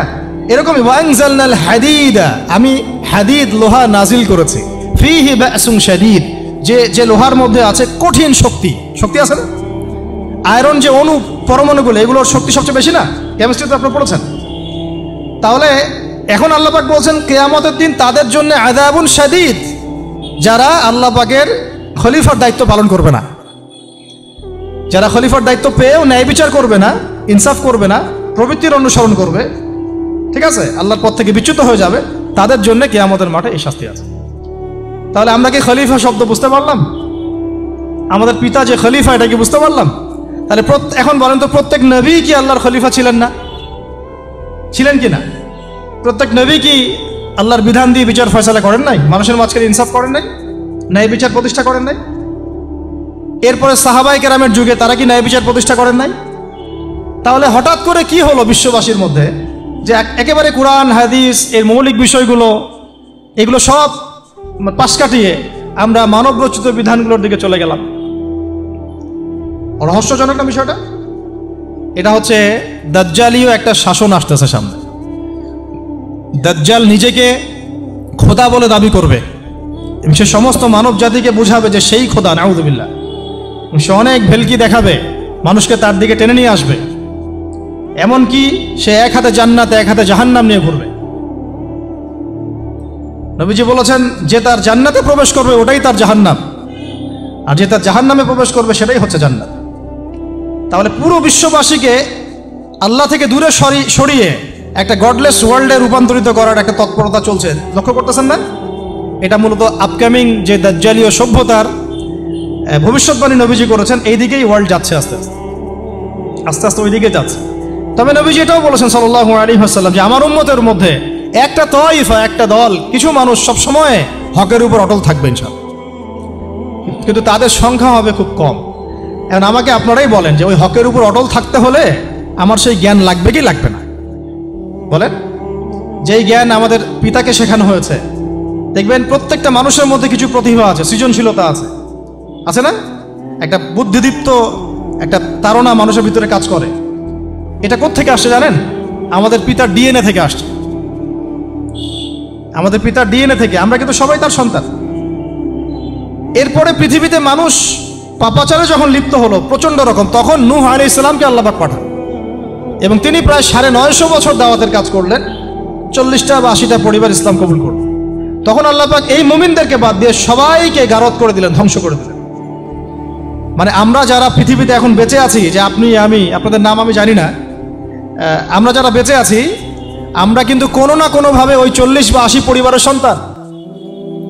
আমরা আত্মীয়, কিন্তু আমরা সবাই কিন্তু আত্মীয়, জানেন? 40টা বা 80টা পরিবার বাদ দিয়ে বাকি সব মানুষকে আল্লাহ পাক ধ্বংস করে দিয়েছিলেন নূহ আলাইহিস সালামের মহাপ্লাবনে। ঘটনা জানেন না? 40 বা 80টা পরিবারকে বাদ দিয়ে বাকি সবাইকে আল্লাহ পাক ধ্বংস করেছেন ওই মহাপ্লাবনে। তাহলে এখন এই বিশ্বে যত মানুষ আছে তারা কয়টা পরিবারের সন্তান? ওই 40-80। আমরা কোনো না কোনোভাবে একে অপরের আত্মীয় হই, মুসলিম অমুসলিম সবাই, মুসলিম অমুসলিম সবাই। আমরা যে অসাম্প্রদায়িকতার কথা বলি না, এই শব্দটাকে ভালো অর্থে নেওয়া যায়। কি অর্থে? অন্যান্য ধর্মাবলম্বী মানুষ যারা, তারা তাদের ধর্ম স্বাধীনভাবে পালন করবে, কোনো সমস্যা নেই, আমরা তাদের এই কাজে বাধা দিতে যাব না। একইভাবে আমরা আমাদের ধর্ম স্বাধীনভাবে পালন করব, তারা এখানে কোনো বাধা দিতে পারবে না। সিম্পল। তারা তাদের উৎসব তাদের মতো পালন করবে, আমরা আমাদের উৎসব আমাদের মতো পালন করব। না আমি মূর্তি পাহারা দিতে যাব, আর না আমি মূর্তি ভাঙতে যাব। সিম্পল। আমি পাহারাও দিতে যাব না, ভাঙতেও যাব না। সিম্পল। আমরা কি কুরবানিতে তাদেরকে বলতে পারবো ভাই আসেন আমার বাসায় দাওয়াত খান? এটা হয় কখনো? লাকুম দীনুকুম ওয়ালিয়া দিন, আপনাদের দিন আপনাদের, আমাদের দিন আমার। সিম্পল। এই অর্থে ঠিক আছে, কিন্তু সব ধর্ম মিলে যে নতুন ধর্ম বানানোর চেষ্টা করা হচ্ছে বাংলাদেশে, এটা ঠিক নাই। এটা শুভঙ্করের ফাঁকি। সব ধর্ম মিলে নতুন ধর্ম করার কোনো সুযোগ নাই। আমরা সবাই এক পরিবারের সন্তান। এখন আমাকে বলেন, নূহ আলাইহিস সালামের একটা ছেলে ছিল, নাম জানেন? কি নাম বলেন? কেনান। হ্যাঁ, মাশাআল্লাহ। কয় ছেলে ছিল তার? হ্যাঁ, না, মূলত চারজন সন্তান থেকে বড় বড় চারটা গোত্র সৃষ্টি হয়েছে। শাম এক সন্তানের নাম কি? এটাকে কেন্দ্র করে এই যে সিরিয়ান কন্টিনেন্টে, পুরো প্যালেস্টাইন, সিরিয়ান, অ্যারাবিয়ান কন্টিনেন্টে যত মানুষ তার বংশধর, ঠিক আছে? হাম একটা সন্তানের নাম হাম। এখান থেকে আফ্রিকার যে কালো কালো মানুষগুলো সব তাদের বংশধর। একটা হচ্ছে ইয়াফাস, ইউরোপিয়ান যারা সাদা চামড়া সব এদের বংশধর। আরেকটা যে কেনান। এই ছেলেটা কি বলেছিল? বাবা ডাকছে, নৌকায় আসো তাড়াতাড়ি, নৌকায় আসো তাড়াতাড়ি, না হলে আজকে আল্লাহ পাক আযাব দিয়ে ধ্বংস করে দিবেন। সে নবীর সন্তান হওয়ার পরেও আল্লাহ প্রদত্ত ওহির জ্ঞানকে মূল্যায়ন না করার কারণে ধ্বংস হয়ে গেল। আর ওই 40টা বা 80টা পরিবার নাজাত পেল কিভাবে? আল্লাহর পক্ষ থেকে নাজিলকৃত ওহির জ্ঞানকে প্রাধান্য দিয়ে আনুগত্য করে। তাহলে কোন জ্ঞানকে আমরা প্রাধান্য দিব ভাই? আমি বলছি না যে আমরা দুনিয়াবি জ্ঞানগুলোকে শিখবো না, ওই প্রসঙ্গে আমি একটু পরে আসছি, যে আমরা শিখবো এবং কিভাবে শিখবো, কতটুকু শিখবো। আগে এই অংশটুকু শেষ করি। ঠিক একইভাবে আপনারা কি আদ জাতির নাম জানেন? আদ, সামুদ। ওই যে সৌদি আরব এখন যেখানে লাইন বানাচ্ছে, লাইন প্রজেক্ট, ওই আলোলা বলে, আলোলা লাইন প্রজেক্ট বানাচ্ছে, দেখবেন অনলাইনে।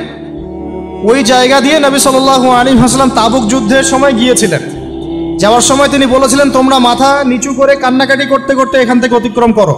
সাহাবীরা মাথার উপর কাপড় দিয়ে কান্নাকাটি করতে করতে জায়গাটা পার করেছেন, কারণ ওই জায়গায় সামুদ জাতি ছিল যাদেরকে ধ্বংস করা হয়েছে। তো ওটা হচ্ছে এখন পর্যটন স্পট। সুবহানাল্লাহ।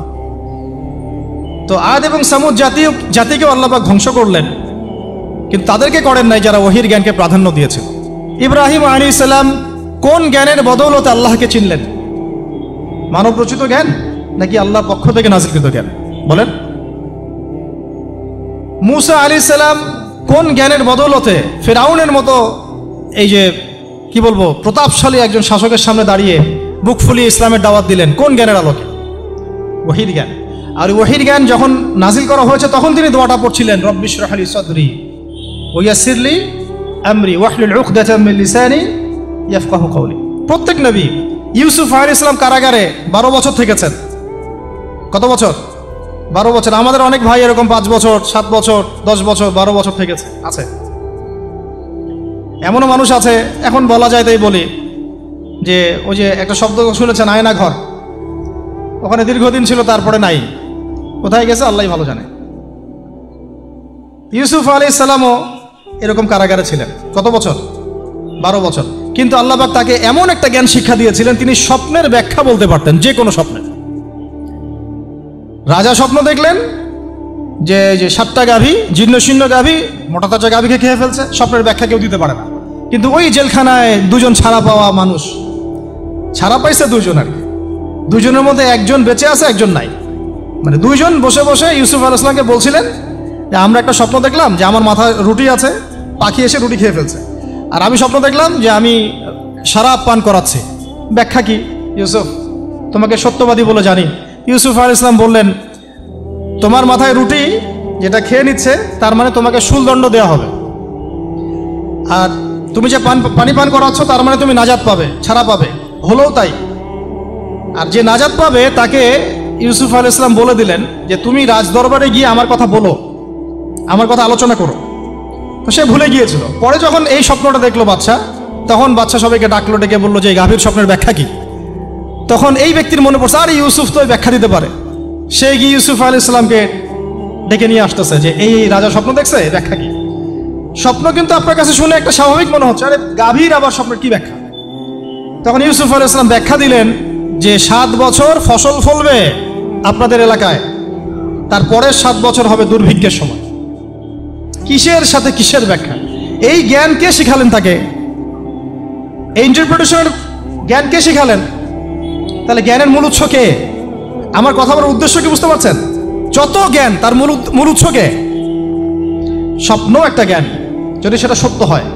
আর জেনে রাখবেন, কিয়ামতের আগে আগে মুমিনদের স্বপ্ন বেশি বেশি সত্য হবে। ঠিক আছে? মুসা আলাইহিস সালামকেও সেই আল্লাহ জ্ঞান শিক্ষা দিলেন। ঈসা আলাইহিস সালাম এই কুষ্ঠরোগীর গায়ে হাত বুলালে ভালো হয়ে যায়। হ্যাঁ, অন্ধ ব্যক্তির মানে চোখে হাত বুলালে ভালো হয়ে যায়। এমনকি মৃত ব্যক্তিকে তিনি বলছেন কুম বিইজনিল্লাহ, আল্লাহর হুকুমে দাঁড়িয়ে যাও, দাঁড়িয়ে গেল। এই জ্ঞান কে দিয়েছেন তাকে? দাউদ এবং সুলাইমান আলাইহিস সালাম এই যে পশু পাখির ভাষা বোঝেন, সুলাইমান আলাইহিস সালাম পিঁপড়ার ভাষাও বোঝেন। আপনাদের সায়েন্স কি পিঁপড়ার ভাষা বোঝে? হ্যাঁ, আমরা তো এখন সায়েন্সকে সবকিছুর মানদণ্ড মনে করি, তাই না? সায়েন্স যদি বলে হ্যাঁ তাহলে হ্যাঁ, না বললে না। মানে এমন একটা ভাব, দেখেন সায়েন্সকে আমরা ইলাহ বানাইছি, ইলাহ, উপাস্য। সায়েন্স যদি বলে যে পৃথিবী থেকে অমুক অমুক কোটি কোটি আলোকবর্ষ দূরে একটা গ্রহের সন্ধান পাওয়া গেছে, নাম দিল ধরেন যে আলফা এক্স ওয়াই জেড কিছু একটা, ওখানে হুরপড়ি আছে, হ্যাঁ ওখানে দুধের সাগর আছে, মধুর সাগর আছে, তো মানুষ তখন বিশ্বাস করা শুরু করবে, হ্যাঁ হ্যাঁ তাই তো, তাই তো থাকতেই পারে। নাসা বলেছে না হয়ে পারে, নাসা মন্তব্য করেছে না হয়ে পারে। ওরকম যদি বলে অনেক দূরে একটা আগুনের একটা বিশাল ইয়া পাওয়া গেছে, গ্রহ পাওয়া গেছে, ওখানে আযাব দেওয়া হয়, শাস্তি দেওয়া হয়, ওখানে অন্য মাখলুক আছে, ওদের ভাষা এলিয়েন আর কি, মানুষ বিশ্বাস করে।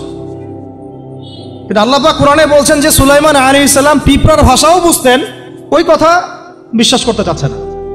সুলাইমান আলাইহিস সালাম বাতাসে ফ্লাই করতে পারতেন, এটা বুঝতে পারতেছে না, বিশ্বাস করে না। তাহলে ওই প্রযুক্তি না থাকলে এয়ারক্রাফট কিভাবে আবিষ্কার করলেন? যে প্রযুক্তিগুলো পৃথিবীতে চলে গেছে ইতিমধ্যে, ওগুলো ভবিষ্যতেও আসতে পারে। যেমন একটা প্রযুক্তির কথা বলি, সুলাইমান আলাইহিস সালাম বসে আছেন, একজনকে বললেন না সাবার রানী বিলকিসের সিংহাসন কে নিয়ে আসতে পারবে? একজন বলল যে আপনি উঠে দাঁড়াইতে যতক্ষণ সময় লাগে এর মধ্যে নিয়ে আসবো। উনি বললেন যে হবে না, এটাতে হবে না, তুমি স্লো, তুমি 3G 4G না, এত স্লো স্পিডে আবার হবে না। এই কথা বলেন নাই, মজা করলাম আর কি। আমাদের ইউটিউবাররা আবার এই অংশ কাট করে আবার প্রচার করে দিতে পারে। দেখেন কিসের সাথে কি ব্যাখ্যা করলো, কোরআনকে 3Gর সাথে তুলনা করলেন আবু তহাদ না, ব্যাস কাম সারা দেশে ওইটাই ইস্যু। তখন মহা মুসিবত, মানে বাঙালি জাতির মধ্যে দিন প্রচার করা। আমাদের সালাফদের ভাগ্য ভালো যে তারা আগেই, মানে এই প্রযুক্তি আসার আগেই দুনিয়া থেকে তারা চলে গেছে। মুশকিল না, যত ইস্যু এগুলোর কারণেই সৃষ্টি হয়। তো যাই হোক, প্রসঙ্গে আসি, কোথায় ছিলাম ভাই, যে কথা হারায় ফেললাম। হ্যাঁ হ্যাঁ, আরেকজন বললেন যে না, আপনি চোখের পলক ফেলতে যতক্ষণ লাগে এর মধ্যে দেখবেন সিংহাসন সামনে। সুবহানাল্লাহ, কি প্রযুক্তি বলেন! এই প্রযুক্তির সামনে কি বিশ্ববাসী যেতে পেরেছে? দেখেন সুলাইমান আলাইহিস সালামের বাতাসে ফ্লাই করাটা কিন্তু এখন পৃথিবীতে খুব কমন হয়ে গেছে। আমরা সবাই ফ্লাই করতেছি বাতাসে, তাই না? যদি আপকামিং কোনো সময় আপনি দেখেন যে এইরকম চোখের পলকেই একটা বস্তু আরেকটা জায়গা থেকে এক জায়গায় চলে আসতেছে, আমি অবাক হব না ইনশাআল্লাহ। কারণ কোরআনে অতীতে এই ঘটনার দলিল আছে। বুঝাতে পারতেছি না? এক কথায় সমস্ত জ্ঞানের মূল উৎসকে। এরপরে আসেন, অত আর লম্বা করছি না, আমাদের নবী মুহাম্মদ সাল্লাল্লাহু আলাইহি ওয়াসাল্লাম আসেন, আমরা তো তার উম্মত। 23 বছরে, একটু মনোযোগ দেন, এটা আলোচনার লাস্ট পার্ট, ঠিক আছে? 23 বছরে তিনি পুরো জাহেলিয়াতকে পরিবর্তন করে দিয়েছেন। কত বছরে? 23 বছর। আপনারা কি জানেন যে আইয়ামে জাহিলিয়াতে আসলে কি কি সমস্যা ছিল? কেন ওই যুগটাকে আমরা জাহিলিয়াত বলি? বেসিক্যালি 5-6টা সমস্যা ছিল। কয়টা? 5-6টা। 1 নম্বর শিরক। 1 নম্বর কি? আমার সাথে বলেন। শিরক আমাদের ওয়ার্ল্ডে নাই, এটা তো গ্লোবাল শিরক চলতেছে এখন। শুধু ধর্মীয় শিরক চলতেছে না, কিন্তু এখন শিরক হচ্ছে পলিটিক্সে, শিরক হচ্ছে ইকোনমিক্সে, শিরক এডুকেশনেও আছে, শিরক কালচারের মধ্যেও আছে। কথাগুলো বুঝতে হবে একটু গভীরভাবে। তখন সমস্যা ছিল রিবা, সুদ। এখন নাই। রিবা ছাড়া কোনো সিস্টেম আছে এখন ওয়ার্ল্ডে? আমি গতকালকে একটা হাদিস মোতালা করছিলাম সুদ সংক্রান্ত। নবীজি বলেছেন সাল্লাল্লাহু আলাইহি ওয়াসাল্লাম যে একটা যুগ আসবে সামনে, সুদবিহীন কোনো মানুষই চলতে পারবে না। যে চলতে চাইবে তার গায়েও সুদের ছিটা ফোটা গিয়ে লাগবে। আসে নাই সেই যুগ? সুবহানাল্লাহ, কিভাবে তিনি এত স্পেসিফিকলি কথাগুলো বলতে পারেন? নিশ্চয়ই তিনি এমন একজন সত্তার কাছ থেকে জ্ঞান পেয়েছেন যিনি সব জানেন, অতীত বর্তমান ভবিষ্যৎ, তাই না? এমনকি নবীজি বলেছেন ইমামুল মাহদির সময় যে 10 জন ঘোড়সাওয়ার বের হবে এবং তারা গিয়ে খোঁজ নিতে যাবে যে দাজ্জাল বের হয়েছে কিনা। নবীজি বলছেন আমি সেই 10 জনের নামও জানি, তাদের বাবার নামও জানি। সুবহানাল্লাহ, সুবহানাল্লাহ। কিয়ামতের মাঠে আলী রাদিয়াল্লাহু আনহু, আবু বকর রাদিয়াল্লাহু আনহু, ওমর, উসমান রাদিয়াল্লাহু আনহুম আজমাইন, তাদের হিসাবটা কেমন হবে ওইটাও নবী সাল্লাল্লাহু আলাইহি ওয়াসাল্লাম আগেই বলে দিয়েছেন। সবচেয়ে দ্রুত হিসাব হবে এই উম্মতের আলী ইবনে আবি তালিব রাদিয়াল্লাহু আনহু। যাবেন, বেরোবেন, শেষ। কি মানুষ, তার জীবনীটা পড়ে দেখবেন। আমি শেষের দিকে বলে দিব আপনাদেরকে আজকে, এবং এটা রেকর্ডেড থাকবে, ইনশাল্লাহ অনলাইনে দিয়ে দিব, যে আপনারা কোন কোন সাবজেক্টের বই কিনবেন। বইমেলা তো শুধু মানে আসলেন একটা র্যান্ডমলি বই কিনলেন এমন না, টপিক ধরে ধরে সাবজেক্ট ওয়াইজ বই কিনতে হবে। ঠিক আছে ভাই? বই কেনার পিছনে টাকা পয়সা খরচ যদি না করেন, মানে দিনের জন্য অর্থ ব্যয় করার মানসিকতা না থাকে, এলেম পাওয়া যাবে। অনেক মুহাদ্দিস নিজের গায়ের জামা খুলে দিয়ে পর্যন্ত বই নিয়ে বাসায় গিয়েছে, জানেন? তাদের সমস্ত সম্পত্তি বিক্রি করে দিয়েছেন বই কেনার জন্য। আজকে সকালে আমাদের এক ভাই মোজাকারা করছিলেন যে আমারই এক ওস্তাদ, বাংলাদেশের অনেক বরেণ্য একজন আলেমে দ্বীন, প্রবীণ আলেমে দ্বীন, তার কথা আলোচনা হচ্ছিল যে তিনি কিতাব পড়তে পড়তে পড়তে হঠাৎ একটা কিতাব তিনি খুঁজে পাচ্ছেন না। তো ছাত্রদেরকে পাঠালেন যে খুঁজে নিয়ে আসো তো, কোথায় আছে, কেউ খুঁজে পায় না। তিনি নাকি ওযু করে এসে নামাজ, 2 রাকাত নামাজ পড়ে বাচ্চার মতো হাউমাউ করে কান্নাকাটি শুরু করলেন, আল্লাহ আমার সেই কিতাব কোথায় গেল, আমার কিতাবটা এনে দেন। তলাবুল ইলম কাকে বলে দেখেন, ইলমের তালেব, ইলমের ছাত্র কাকে বলে? এই যে ইলমের ছাত্র, আমরা কি ছাত্র হইতে পারছি? একটা বইয়ের দাম যদি দেখি 100 টাকা, বাস আমাদের গায়ে লাগে। 100 টাকা দিয়ে তো আপনার গার্লফ্রেন্ডকে নিয়ে বসতে গায়ে লাগে না, বসলে তো 500 টাকা চলে যায়। আর এখনকার মেয়েরা তো খায়ও বেশি, ডেটিংয়ের সময় আর কি, তাই না? অনেকে দেখা যায় যে এটাকেই প্রফেশন বানায় ফেলছে না। জিনা থেকে বাঁচতে হবে, জিনা থেকে বাঁচতে না পারলে কলবে আল্লাহ নূর আসবে না। আল্লাহ পাক আমাদের কথাগুলো বোঝার তৌফিক দান করেন, আমিন। জিনা, আবার বলছি, জিনা থেকে বাঁচতে হবে, অন্যথায় কলবে নূর আসবে না। আল্লাহ পাক আমাদেরকে বোঝার তৌফিক দান করেন, আমিন।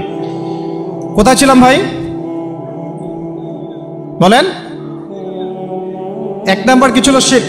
2 নাম্বার রিবা, সুদ। ওইটা বলতে গিয়ে হাদিসটা কথা বলেছিলাম। এই সুদটা কি এখন বেশি না কম? এখন সুদ মানুষ খাচ্ছে, যুক্তিও দিচ্ছে যে এই যুগে এখন সুদ না খাইলে কি চলে। একদিন একটা মসজিদে বয়ান করছিলাম, তো মসজিদে বয়ানের মাঝখানে একজন দাঁড়ায় গেল, দাঁড়ায় আমাকে বলছে যে ওস্তাদ হুজুর, বুঝলাম আপনার সব কথা ঠিক আছে, এখন আমার 1 লাখ টাকা ধার লাগবে, আমি কোত্থেকে নিব? বলেন, আসলে উত্তর দিবেন কি? হ্যাঁ, সুদের ক্ষতিকর বিষয়গুলো যেমন বলতে হবে, সুদবিহীন ব্যাংকিং সিস্টেম এবং অর্থনৈতিক ব্যবস্থাও তো চালু করতে হবে। সেটা কি? সেটা হচ্ছে যাকাত। সেটা কি? যাকাত, সাদাকা এবং কর্জে হাসানা। এগুলো তো চালু করছি না আমরা শুধু কথা বলছি তাত্ত্বিক যে সুদ হারাম। আমিও তো অনেক জায়গায় বলছি, কারণ বলতে হচ্ছে না, আপনার জানাতে তো হবে। সুদের পাপের সবচেয়ে নিম্ন শাখা হচ্ছে মায়ের সাথে জেনা করা, সর্বোচ্চ শাখা হচ্ছে আল্লাহ এবং তার রাসূলের সাথে যুদ্ধ করা। একটা হাদিস বুখারীতে এরকমও আসছে, বুখারীতে কি তিরমিজিতে, আমি রেফারেন্সটা ভুলে যাচ্ছি, তবে হাদিসটা সহিহ। নবী সাল্লাল্লাহু আলাইহি ওয়াসাল্লাম বলেছেন, যে ব্যক্তি 1 দিরহাম সুদ খায় সে যেন 36 বার জেনা করবে।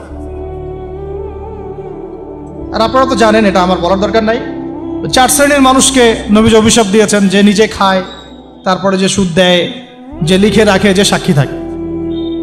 তা আমি বলতে যাচ্ছি, আইয়ামে জাহিলিয়াতে এই সুদটা ছিল, আমাদের এই বর্তমান ওয়ার্ল্ড অ্যাফেয়ার্সে নাই।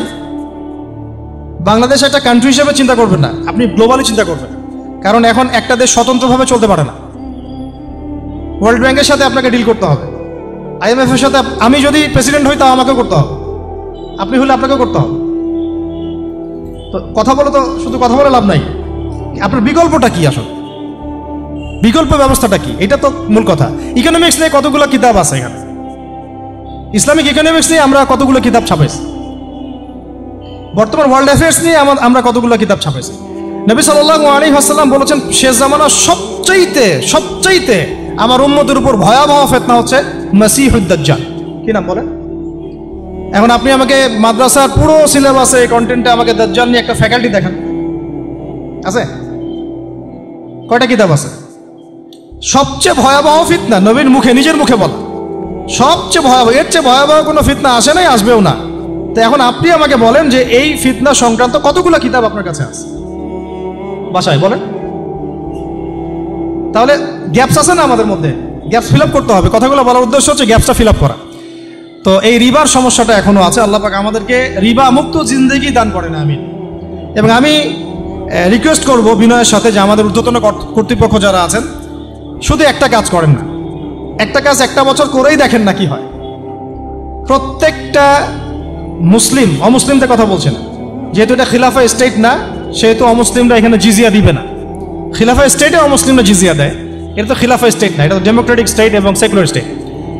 শুধু মুসলিমদের কাছ থেকে যাদের নিসাব পরিমাণ সম্পদ হয়েছে জাকাত দেওয়ার, সবার কাছ থেকে রাষ্ট্রীয়ভাবে বাধ্যতামূলক জাকাত নেন, দেখেন না অর্থনীতি সচল হয় না হয় না।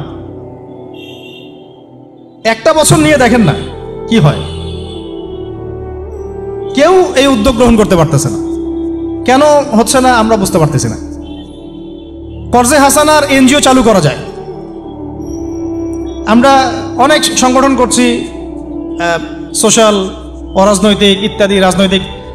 আমরা ইকোনমিক এনজিও খুব একটা করতে পারছি, কিন্তু এই জায়গাগুলো দখল করে ফেলছে। দেখেন কারা কারা, নাম বলতে চাচ্ছি না। এবং যারা যারা দখল করছে তারা কিন্তু এখন রাষ্ট্রের অনেক বড় বড় জায়গায় হস্তক্ষেপ করতেছে। ইভেন ট্রান্সজেন্ডারের মতো ইস্যু কিন্তু তারা ঢুকাই দিচ্ছে ভিতরে, ঢুকায় না? উত্তরবঙ্গ জুড়ে, পুরো উত্তরবঙ্গে ঘুরে আসেন, দেখেন কাদের তৎপরতা বেশি। নীলফামারীতে সফর করে দেখলাম যে ওখানে একটা গ্রামের মধ্যে 24টা এনজিও কাজ করতেছে, সুদী সব। তারপরে মানুষ তামাক চাষ করে খাচ্ছে। একটা দল দাবি করতেছে নবী সাল্লাল্লাহু আলাইহি ওয়াসাল্লাম ছাড়াও আরো নাকি নবী আসতে পারে, নাউযুবিল্লাহ। এবং ওই যে মির্জা গোলাম আহমেদও তাদের অন্তর্ভুক্ত। মানুষ ওই দলের নাম লিখাচ্ছে চাকরির জন্য, ব্যবসা করতেছে তারা দেশের মধ্যে। তাহলে ভাই শুধুমাত্র তাত্ত্বিক কথাবার্তা না, আমাদের সংগ্রামটা কিন্তু বহুমুখী। শুধু ইলম অর্জন তো একটা বেসিক জিনিস, এই বেসিকটাই এখনো হচ্ছে না আমাদের।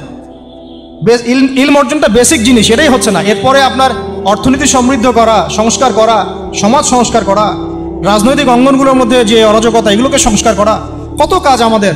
কিন্তু আমরা কিন্তু একটা জায়গাতেও স্থির নাই। ইভেন একটা মাসালাতেও আমরা এক জায়গায় আসতে পারতেছি না, ঐক্যবদ্ধ হতে পারতেছি না। আমরা খুবই ব্যাকডেটেড চিন্তা করতেছি এই জায়গাতে। অথচ আমাদের উচিত ছিল এই প্রবলেমগুলোকে আরও 30-40 বছর আগেই সলভ করা। তাহলে এখন হয়তো আপনি ভালো কিছু পেতেন। আমাকে একটা প্রতিষ্ঠান দেখান যেখানে নুরানি থেকে নিয়ে, মানে নুরানি থেকে দাওরা বা ক্লাস নার্সারি থেকে মাস্টার্স, এরকম সিলসিলায় ইসলামিক শিক্ষা এবং জেনারেল শিক্ষাকে একত্রিত করে একটা সিলেবাস মেনটেন করে পড়ানো হচ্ছে। আমাকে কয়েকটা প্রতিষ্ঠানের নাম বলেন, আমি ওখানে আমার মেয়েকে ভর্তি করাবো। আমাকে দেন, রেডিমেড দেন, আমার ছেলেকে ভর্তি করাবো। আমরা ফিকির করতেছি না। এটা হওয়া উচিত ছিল বিগত 30 বছর আগেই।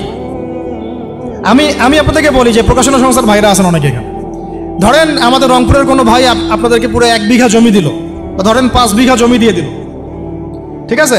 আর আমরা সবাই মিলে দেশবাসীর কাছ থেকে টাকা কালেক্ট করে একটা কনস্ট্রাকশন দাঁড় করে প্রতিষ্ঠান দাঁড় করালাম, একেবারে অনার্স, মানে নুরানি থেকে নিয়ে, মানে প্লে গ্রুপ থেকে নিয়ে মাস্টার্স, এরকম ফ্যাকাল্টি আর করলাম। এখন ভাই আপনারা যারা বই প্রকাশ করতেছেন, আমাকে কি আপনারা বই দিতে পারবেন? প্রত্যেকটা ক্লাসে আমি কোন কোন বই পড়াবো পারবেন? আমাকে কি সিলেবাস দিতে পারবেন? কথা বলেন। প্লে গ্রুপে কোন কোন বই পড়াবো আমাকে দেন, নার্সারিতে দেন, STD 1-এ দেন, 2-তে দেন, 3-তে দেন, 5-এ দেন। এভাবে আপনি আমাকে ক্লাস 10 পর্যন্ত দেন। তারপরে কি আপনি আমাকে অনার্স, মাস্টার্স, এই ফ্যাকাল্টিগুলো আলাদা আলাদা, এগুলো কি ইউনিভার্সিটি আদলে আপনি কি আমাকে সাজা দিতে পারবেন? আমরা জায়গা দিব, টাকা দিব, প্রতিষ্ঠান করে দিব। প্রকাশনা সংস্থা থেকে কি আমরা এতটুকু পেতে পারি? তাহলে কাজের ক্ষেত্র আসলে কোনগুলা? আজকে আদনান ভাইয়ের একটা বই নিয়ে পড়তেছেন, কালকে অমুক ওস্তাদের একটা বই নিয়ে পড়তেছেন, আজকে এইটা, কালকে সেইটা। কনস্ট্রাকটিভ পড়াশোনাটা কোথায়? ধরেন এই যে আমাদের এক ভাই, পরিচিত ভাই, ওই ভাই যদি বলে যে আমি ভাই একসময় দিনের পথে ছিলাম না, এখন ইসলামের পথে আসছি, তো আমি এখন আলেম হইতে চাই। কি হইতে চাই? আলেম হইতে চাই, কিন্তু আমার মাদ্রাসায় পড়ার কোনো সুব্যবস্থা নাই। আচ্ছা, এখন কি তাকে আমরা 5 বছর বা 10 বছরের মধ্যে আলেমের সমপর্যায়ে নিয়ে যেতে কি পারবো? সেই সিলেবাস কি আমার কাছে আছে? বলেন। অথচ বিশ্বাস করেন, আরবি ভাষা না জানলে কেউ কোরআন জানতে পারবেই না। আমি এখন এটা শক্ত করে বলি যে কোরআন শেখা যেমন ফরজ, আরবি ভাষাটা শিক্ষা করাও ওয়াজিব। এখন আমাদের এই 80% জেনারেল শিক্ষিত ছেলে পেলে কিভাবে আরবি শিখবে? কিভাবে তারা আকীদা শিখবে, কিভাবে তারা কোরআনের তাজবিদ শিখবে, তাদাব্বুর শিখবে, তাফসির শিখবে, হাদিসের এরাব দেওয়া শিখবে, এবারত পড়া শিখবে, কিভাবে তারা নাহু সরফের জ্ঞান অর্জন করবে, কিভাবে তারা উসুলের জ্ঞান অর্জন করবে, কিভাবেই বা তারা বড় বড় ধরেন ফেকা শাস্ত্রের জ্ঞান, তারপরে এদিকে উসুলে হাদিসের জ্ঞান, তাফসিরের জ্ঞান, আরও বড় বড় ফ্যাকাল্টিগুলো, কিভাবে তারা বড় পর্যায়ের আলেম হবে আমাকে বলেন। প্রোডাক্ট দেন, প্রোডাক্ট, এবং এমন এমন আলেমের প্রোডাক্ট যে আলেমরা সারা ওয়ার্ল্ডকে ডিল করতে পারে, মানে ইন্টারন্যাশনাল স্কলার। এখান থেকে যাবে ইউকেতে গিয়ে দাওয়াতি কাজ করে আসবে, অস্ট্রেলিয়ায় গিয়ে দাওয়াতি কাজ করে আসবে, মালয়েশিয়ায় গিয়ে দাওয়াতি কাজ করে আসবে, আন্তর্জাতিক মানের আলেম আমরা কি জেনারেল শিক্ষিত ব্যাকগ্রাউন্ড থেকে তৈরি করতে পারবো? পারছি কি? আর আপনারা আমাকে বলেন তো ভাই, যে কত পার্সেন্ট মানুষ জেনারেল শিক্ষিত আর কত পার্সেন্ট মানুষ মাদ্রাসায় শিক্ষিত? কাদের পরিসংখ্যানটা বেশি? তারা কি, তাদের কোনো অবদান রাখার কোনো সুযোগ নাই? এখন যদি এই ক্লাসিক্যাল পড়াশোনা না হয়, ইলমের এই গভীরতায় না যায় এবং বড় বড় ওলামায়ে কেরামদের সোহবতে তারা না আসে, তাহলে কিভাবে তারা বিশুদ্ধ ইসলাম শিখবে আর প্রচার করবে আর প্রতিষ্ঠা করবে? তো প্রশ্ন কিছু করে গেলাম, আজকে প্রশ্নগুলো রেখে যাচ্ছে এই কারণে যে এগুলো নিয়ে আপনারা ভাববেন, যে আপনারা আমাকে একটা ইসলামিক ইউনিভার্সিটি করার মতো বইপত্র আমাকে বানায় দেন না, দায়িত্ব নেন কেউ, আপনারা সবাই মিলে দায়িত্ব নেন। আমি এখানে একটা স্কুল আছে আমাদের ছোট্ট, তহাজিন নুরাইন ইসলামিক স্কুল। এই স্কুল আমরা করেছি প্লে, নার্সারি, কেজি 1, 2, 3, 4, 5 এতটুকু, ট্রাইলিঙ্গুয়াল, মানে Bangla medium English version, medium না ইংলিশ ভার্সন আর অ্যারাবিক। এই সিলেবাসটুকু করতে, এই 8টা ক্লাসের সিলেবাস করতে আমাকে 7 দিন 8 দিন একেবারে বাংলা বাজার ঘাটাঘাটি করে, আমরা আগে তো ইংলিশ মিডিয়ামে পড়াশোনা করতাম, ওই অক্সফোর্ডের বই ঘাটাঘাটি করো, ব্রিটিশ কাউন্সিলের বই ঘাটাঘাটি করো, তারপরে ওদের ম্যাথামেটিক্স, ওদের সায়েন্স, আবার এই মাদ্রাসার অ্যারাবিক, আবার এই সরকারি কারিকুলামের বই, এগুলো ঘাটতে ঘাটতে ঘাটতে একটা সিলেবাস আমরা দাঁড় করাতে পারছি। মাত্র 5টা ক্লাস পড়তে পারবে। এরপরে এটা করতে গিয়ে যে দেখলাম যে আসলে এগুলোর যে এত ঘাটতি আছে বাজারে, রেডিমেড কোনো প্রোডাক্ট এগুলোর নাই। ঘুরে ফিরে কি সেই আমরা একই জিনিসই চর্চা করতে থাকবো, নাকি আমরা একটু বহির্বিশ্বে যেভাবে দিন প্রচার হচ্ছে এই মান দিতে পারি? এটা আমাদের উচিত না করার কাজটা? হ্যাঁ, এটা তো আমাদের হাতে রাষ্ট্রীয় ক্ষমতা নাই, থাকলে না হয় উপরের লেভেল থেকে এগুলো করা যায় খুব সহজ। বরং উপরের লেভেলে যারা আছেন তারা তো আরো ট্রান্সজেন্ডার ঢুকাচ্ছেন, আপনারা তো এলজিবিটি ঢুকাচ্ছেন। তাহলে এই কাজগুলো কাদের করতে হবে? তাহলে বেসরকারিভাবে করতে হবে। এখন আমরা যারা বইকে ভালোবাসি, জ্ঞানকে ভালোবাসি, আল্লাহকে ভালোবাসি, রাসূলকে ভালোবাসি, চাই যে আমরা যা করছি আমাদের পরের প্রজন্মটা মানুষের মতো মানুষ হোক। কাজ কি কম না বেশি আমাদের বলেন? সেক্ষেত্রে কাজগুলো কিন্তু ওইভাবে হচ্ছে না ভাই। একটা বিষয়ের বই সবাই ছাপাচ্ছি, কেন? কি দরকার আছে? একটা বিষয়ের বই আমি সবাই ছাপাচ্ছি।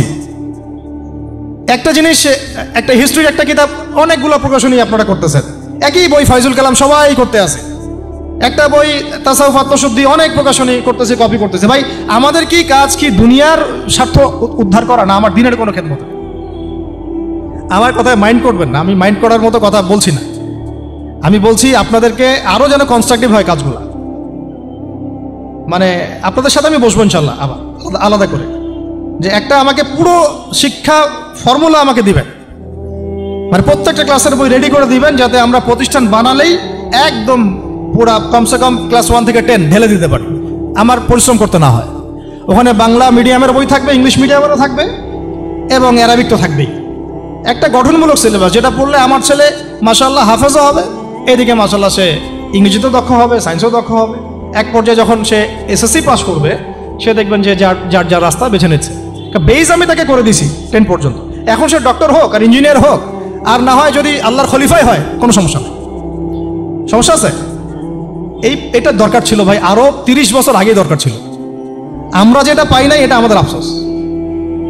আর এই জেনারেল ব্যাকগ্রাউন্ড থেকে এইরকম জায়গায় উঠে এসে এই যে এগুলো কথাগুলো বলা বা এই কাজগুলো করা, এগুলো সবাইকে হয়তো আল্লাহ পাক এভাবে কবুল নাও করতে পারে। এর পিছনে অনেক গল্প থাকে, অনেক হিস্ট্রি, অনেক ত্যাগ, অনেক আত্মত্যাগ, এগুলো সবাই হতে পারবে না। কিছু মানুষ বের হয়ে আসছে, ডক্টর জাকির নায়েক তো সবাই হতে পারে নাই, পারছে? তো এই জিনিসগুলো আমাদের বুঝতে হবে যে আমভাবে সবাই সবকিছু করতে পারবে না। আমাদের একটা একাডেমিক ফর্মুলা দরকার, যেখানে আমরা পড়বো, আমরা আলেম হয়ে বের হবো ইনশাআল্লাহ। পারা যাবে তো ভাই ইনশাআল্লাহ? আচ্ছা, অনেক গভীরে চলে গেছি, আপনাদেরকে মানে অনেক বেশি বিরক্ত করে ফেলতেছি আর কি। তো কথাগুলো বলার খুব মন চাচ্ছিল, তো বলে ফেললাম। আর আমরা চাচ্ছি কথাগুলো সবার কাছে পৌঁছাক, যাতে করে অন্তত বিভাগীয় শহরগুলা, অন্তত ঢাকা, রংপুর, রাজশাহী, মানে বড় বড় শহর আমাদের, চট্টগ্রাম, কক্সবাজার ইত্যাদি ইত্যাদি বড় বড় শহরগুলোতে যদি একটা করে এরকম একটা করে প্রতিষ্ঠান থাকে, যেখানে আপনি পুরো জেনারেল শিক্ষা এবং ইসলামী শিক্ষা দুটোকে সমন্বয় করে এবং এই মানে দ্বিমুখী শিক্ষার মেরুকরণটাকে দূর করে একটা কনস্ট্রাকটিভ সিলেবাস দিতে পারেন, দেখবেন আজকে না হোক, আজকে থেকে 10 থেকে 15 বছর পরে আমাদের ছেলে মেয়েদের একটা প্রজন্ম আসবে, দেখবেন ইনশাআল্লাহ ওরা আমাদের চেয়ে অনেক ডিনামাইট হবে। এই যে আজকে অনেকগুলো আয়াত বললাম, অনেকে হয়তো জানেন না বা পড়েন না, ওরা ক বলতেই বুঝে ফেলবে কোন সূরা আছে। হবে না? সম্ভব। আর যদি না করতে পারি তাহলে ঘুরে ফিরে ওই একই অবস্থা। ওইটা দিয়ে হবে না ভাই। এই মানে ইসলাম বিষয়টা কি, এটা এমন না যে কিছু অংশ নিলাম কিছু অংশ নিব না, এটা এমন না। নিলে ভাই নেওয়ার মতো নেওয়া লাগে। উদখুলু ফিস-সিলমি কাফা, একেবারে পরিপূর্ণরূপে দিনে প্রবেশ করো, সিরিয়াসলি নেন। চান্স তো একটাই। আল্লাহ পাক আমাদের কথাগুলো বোঝার তৌফিক দান করে। আর আমাদের সন্তানদের সাথে তো আমরা এটা হইতে দিতে পারি না। আমরা না হয় অনেক সময় নষ্ট করে ফেলছি। আমরা এই টাউন হলে বসে চা খাইছি, আড্ডা মারছি একসময়, স্কুলে পড়ার সময়, কলেজে পড়ার সময়। এবং এখানে কি হয় না হয় আমি খুব ভালো করে জানি। এবং আমারও সময় এমন কিছু হতো না যেটা এখন হয়। হোমোসেক্সুয়ালিটি, এখন এখানে হোমোসেক্সুয়ালিটি হয়। তাহলে বলেন এগুলো আমাদের জিম্মাদারি না? আচ্ছা, রংপুরে, অন্তত রংপুরের শহরে এইরকম উদ্যোগ নিতে পারবেন কারা কারা? হাত তুলেন দেখি। আমি যে কথাগুলো বললাম, কার কার সাহস আছে? এগুলো তাত্ত্বিক কথা বলে চলে গেলে কাজ হবে না। বইমেলা একবার হয়েছে, এরপরের বইমেলা না হয় আপনাদের প্রতিষ্ঠানের ক্যাম্পাসে করবেন, সমস্যা কি? রংপুরে অন্তত পক্ষে এরকম একটা ক্যাম্পাস গড়ে তোলেন। যার যা আছে তাই নিয়ে নামেন। কারো অর্থ থাকলে, কারো জমি থাকলে, কারো বুদ্ধি থাকলে, কারো প্রকাশনা সংস্থা থাকলে, কারো টিচার প্যানেল থাকলে আসেন, রংপুরে একটা কিছু করে দেখাই। আর সবাই যদি তাকায় থাকি একজনের দিকে, যে আদনান ভাই করবে, অমুক ভাই করবে, তমুক ভাই করবে, তারা তো হলো না। কারণ আমরা তো কারো উপর নবী হয়ে আসি নাই। সবাই মিলে হাত লাগালে তখন কাজ করা যাবে ইনশাআল্লাহ। এমন এই প্রতিষ্ঠানগুলোর দরকার আছে না নাই? এর গুরুত্বটা বোঝার যোগ্যতা আল্লাহ পাক আপনাদেরকে দান করেন, দোয়া করি আমি। তো ভাই আর লম্বা করতেছি না, আমি শেষের অংশটুকু বলে শেষ করে দিচ্ছি যে এই সুদ আর শিরক যেমন ওই সময় ছিল এখনো আছে। আর ওই আইয়ামে জাহিলিয়াতের সেই সুদ আপনি দেখলেন, এখন শিরক দেখলেন। মাদক আছে না নাই? আইয়ামে জাহিলিয়াতের মাদক, আইয়ামে জাহিলিয়াতের এই নারী জাতির অবমাননা আছে না? সমাজে নাই? ব্যাখ্যা করতে যাচ্ছি না, আপনারা জানেন সব। আর আইয়ামে জাহিলিয়াতে ছিল একটা গোত্রীয় হানাহানি, দ্বন্দ্ব, মারামারি, এখন সমাজে নাই? এটাই তো চলতেছে এখন সমাজে। তো এখন এই জাহেলিয়াতের সমাজটাকে মাত্র 23 বছরের মধ্যে আমাদের নবীজি চেঞ্জ করে দিয়েছে। কত বছর? এখন আপনারা আমাকে বলেন তো যে তিনি কি কোনো জাদু করছেন? তিনি কি কোনো জাদু দেখাইছেন সমাজে এসে? মানুষকে মারছেন? মানুষকে কি তিনি মানে কঠোর ছিলেন? তিনি, তার কাছে আল্লাহর ফেরেশতা আসতো, তিনি কি সেই শক্তি কাজে লাগায় একদম সমাজের মানুষকে জোর করে ইসলাম কবুল করাইছেন? তিনি কি করছেন 23 বছরে? এটা বলেই শেষ করে দিব। তবে তার আগে শুধু এতটুকু বলবো, 23 বছর পরের মক্কাটাকে একটু দেখেন। 23 বছরের পরের মক্কাটাকে একটু দেখেন। ওই মক্কা থেকে কোনো শিরক আছে? হ্যাঁ, 23 বছর পরের মক্কা, ওখানে কি কোনো শিরক আছে? ওখানে কি কোনো সুদ আছে? কোনো মাদক আছে? বলেন। কোনো নারীর অবমাননা আছে? কোনো গোত্রীয় হানাহানি আছে? তার 23 বছরের মধ্যে পুরো সমাজটাই চেঞ্জ করলেন কিভাবে? জাদু তো করেন নাই, মানুষকে তো অত্যাচার করেন নাই, কটু কথাও বলেন নাই, এমনকি তিনি কারো গায়ে হাতও তোলেন নাই, তাই না? একটা কাজই তিনি করেছেন, সেটা হলো এই যে কোরআন এবং সুন্নাহর যে জ্ঞান, এই ওহির জ্ঞানটাকে তিনি সবার মাঝখানে ছড়াই দিয়েছেন। এই তো কাজ। তারপরে সেই জ্ঞান যখন মানুষ শিখেছে, তার উপরে আমল করেছে, এবং সেই জ্ঞান এর উৎস আল্লাহ রাব্বুল আলামিন তার কাছে আত্মসমর্পণ করেছে, নবীর কাছ থেকে আত্মশুদ্ধি অর্জন করেছে, এবং হালাল খেয়েছে, পরিবার গঠন করেছে, প্রজন্মকে তৈরি করেছে, সৎ কাজে আদেশ করেছেন, অসৎ কাজে নিষেধ করেছেন, প্রয়োজনে কখনো হিজরত করেছেন, কখনো মার খেয়েছেন, কখনো সবর করেছেন, কখনো বা জিহাদও করেছেন। এভাবে আস্তে আস্তে পুরো আরবের মধ্যে দিনটা প্রতিষ্ঠা হয়ে গেল। তাহলে মূল উৎসটা কি ছিল? জ্ঞান। মূল উৎসটা কি ছিল বলেন? জ্ঞান। আর এই জ্ঞানটার চর্চায় আমাদের সবাইকে করতে হবে। আল্লাহ পাক আমাদেরকে তৌফিক দান করবে। এর চর্চা করতে গেলে আমাদের সমাজে এখন দুইটা রাস্তা, এর বাইরে আপনি কোনো রাস্তা দেখবেন না, হয় মাদ্রাসা ব্যাকগ্রাউন্ড অথবা জেনারেল ব্যাকগ্রাউন্ড। এই তো সমন্বিত কোনো প্রচেষ্টা খুব বেশি দেখা যাচ্ছে না। আজকে আবার কথা বলার মধ্যে একটা অন্যতম একটা গুরুত্বপূর্ণ পার্ট হচ্ছে সমন্বিত প্রচেষ্টা এখন থেকে নেওয়া উচিত। এতে আপনারা এগ্রি করেন না করেন না? যদি এগ্রি করেন তাহলে প্রত্যেকটা জায়গায় এরকম কিছু কিছু প্রতিষ্ঠান গড়ে তোলার চেষ্টা করেন। ইনশাআল্লাহ আজকে না হোক, আজকে থেকে 10-15 বছর পরে ফলাফল পাওয়া যাবে ইনশাআল্লাহ। ঠিক আছে ভাই? আল্লাহ পাক আমাদেরকে বোঝার তৌফিক দান করেন। শেষ করার আগে খালি কয়েকটা সাবজেক্ট বলবো। এখন যারা জেনারেল স্টুডেন্ট, আপনাদের তো মাদ্রাসায় যাওয়ার কোনো সুযোগ নাই, বা গেলেও আপনারা একাডেমিক্যালি পড়তে পারেন না। তা আমি কয়েকটা সাবজেক্ট বলে দিচ্ছি, এই সাবজেক্টগুলো ধরে ধরে বই কিনবেন এই বইমেলা থেকে। ঠিক আছে? অন্তত প্রত্যেকটা সাবজেক্টের একটা করে বই কিনবেন। রাজি আছেন? রাজি নাই? অন্তত প্রত্যেকটা সাবজেক্টের একটা করে বই কিনবেন। সাবজেক্ট 1 নাম্বার হচ্ছে আল কোরআন। 1 নাম্বার কি? আপনাকে কোরআন তেলাওয়াত করা শিখতে হবে। কোরআন তেলাওয়াত শেখার কি বই আছে খুঁজে বের করেন। আর এটা একা শিখতে পারবেন না, এটা নিয়ে গিয়ে কোনো ওস্তাদের কাছে বসে পড়তে হবে। এটা খুব খেয়াল রাখবেন আপনারা। একা একা বই পড়ে কখনো আলেম হয়ে যাওয়া যাবে না, বরং তখন বিভ্রান্ত হওয়ার সুযোগ বেশি থাকবে। বই থাকবে, এটা আপনার গাইডেন্স, কিন্তু আপনার একজন মুরব্বী আলেম লাগবে। যে কোনো কাজ মুরব্বীদের সাথে মাশওয়ারা না করে করলেই সমস্যা। কারণ আমরা তো দিন সম্পর্কে তেমন কিছু জানিই না রে ভাই। সমুদ্রে ডুব দিলে বুঝবেন যে গভীরতা কত বেশি। এখন আমরা ডুবই দেই নাই, এই জন্য মনে হয় যে আমি সবই জানি। ঠিক আছে? ডুব না দিলে আমার কাছে মনে হয় যে আমি তো সবই জানি। ডুব দিলে বুঝবেন যে আপনি কিছুই জানেন না, আমি কিছুই জানি না। 1 নাম্বার সাবজেক্ট ভাই কোরআনের তেলাওয়াত শিখতে হবে। রাজি আছেন তো ইনশাআল্লাহ? তাহলে এই বইগুলো কিনেন। 2 নাম্বার হচ্ছে এই কোরআনের মানে ব্যাকরণ শেখার বইগুলো কিনবেন। কোরআনের ব্যাকরণ শেখার আরবি ভাষা সাহিত্যের বই কিছু কিনবেন। এই বইগুলো আপনাকে ওস্তাদদের কাছে গিয়ে পড়তে হবে। ঠিক আছে? এরপরে কিনবেন কোরআনের কিছু তাফসির, সহজ। মনে করেন একটা তাফসির নেন সহজ। কেউ মারিফুল কোরআন কিনেছেন, হয়তো কেউ সহজে অনুবাদ হয়েছে জালালাইন একটা কিনেছেন, কেউ হয়তো তাওজিহুল কোরআন কিনেছেন। একটা তাফসির বাসায় রাখেন অন্তত। ঠিক আছে? এটা হলো 3টা। 4 নাম্বার হচ্ছে হাদিসের অন্তত একটা বই কিনেন আজকে। হাদিসের সহজ কিতাব কিনবেন। অনেকে দেখা যায় যে ভাই একেবারে হেদায়েত পেয়ে সহিহ বুখারী নিয়ে বসে যান। একেবারেই গলত কাজ আপনার, এটা একেবারেই গলত কাজ। সহিহ বুখারী পড়তে গেলে 12 বছর সময় লাগে মানুষ। ওই লেভেলে যাইতে একটা মানুষের 12 বছর সময় লাগে। ওটা সবার প্রথমে ওটা খুললে তো আপনি হাদিস বুঝবেনই না। মনে হবে যে হাদিস কোরআনের সাথে সাংঘর্ষিক, এরকম মনে হবে। সহজ থেকে 1 লাফে কি আমরা ক্লাস 10-এ যাই? আগে তো ক্লাস 1-এ ভর্তি হয়েছেন, তাহলে হাদিসের শাস্ত্রে আসছেন, আগে বুখারী ধরতে গেলেন কেন? সবার আগে আপনি মৌলিক কিছু হাদিসে আরবাইন কিনেন, ফয়জুল কালাম কিনেন। আস্তে আস্তে আপনি বুলুগুল মারামে যান, রিয়াদুস সালিহিনে যান, মিশকাতে যান। আস্তে আস্তে আপনি তিরমিজি নাসাই করতে করতে সহিহ বুখারীতে যাবেন, সমস্যা নাই। ঠিক আছে? হাদিস আরেকটা বললাম, কটা হলো? 4টা-5টা। হ্যাঁ, আগে বল কি? কোরআন, আরবি ভাষা সাহিত্য, তারপরে তাফসীর আর হাদিস। 4টা বলেছে। 5 নাম্বার হচ্ছে সিরাত। 5 নাম্বার কি? নবীর জীবনী যে পড়ে নাই সে নবীকে চিনে না। নবীর জীবনী না পড়লে না কোরআন বুঝতে পারবে, না আর হাদিস বুঝতে পারবে। তো নবীর জীবনের অন্তত একটা বই কিনে যান এখান থেকে, অন্তত একটা। 60টা কি 70টা নবীর জীবনী আছে এই বইমেলাগুলোতে, খুলে দেখেন। আমার কাছে সবগুলোই আছে। এই চট্টগ্রামে ভাইরা যখন ছিলেন লালখানে কয়দিন আগে, আমি ভাইদের কাছ থেকে বই কিনেছি, নিজে কিনেছি প্রায় 70,000 টাকা একদিনেই। আর ওনারা আমাকে হাদিয়া দিয়েছেন মনে হয় আরো 30,000 টাকার হবে। তো এক পুরা বই ব্যাগ গাড়ি ভর্তি। তো প্রায় 60, আমি গুনে দেখলাম যে প্রায় 50 থেকে 60টা সিরাতের কিতাব আছে বাজারে। একটা তো কিনেন, অন্তত একটা সিরাতের কিতাব তো অন্তত কিনেন।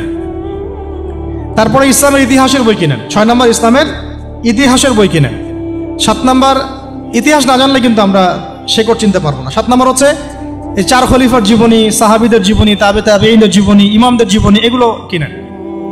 8 নম্বর হচ্ছে ইসলামী অর্থনীতির কিছু বই কিনেন, ইসলামী অর্থনীতির। 9 নম্বর হচ্ছে এই ইসলামিক জিওপলিটিক্সের কিছু বই কিনেন। এই বইগুলো কিছুটা কম, আমি এটা ভাইদেরকে বলবো যে এগুলো ছাপানোর চেষ্টা করেন বেশি বেশি। আর 10 নম্বর হচ্ছে ইসলামী ফিকহের যে মাসলা মাসাইলগুলো জানার জন্য কিছু বই আছে, এইগুলো। এই 10টা সাবজেক্টের বই একটা একটা করে কিনে বাসায় চলে যান। আর একটা নসিহত করব, বরেণ্য আলেমদের বই পড়বেন। মানে আমি একটা বই ধরেন কালকে বের করে ফেললাম, ভাই আবু তো আদনান ভাই লিখছে বলেই যে আপনাকে ওটা কিনতে হবে জরুরি না। এটা জরুরি না।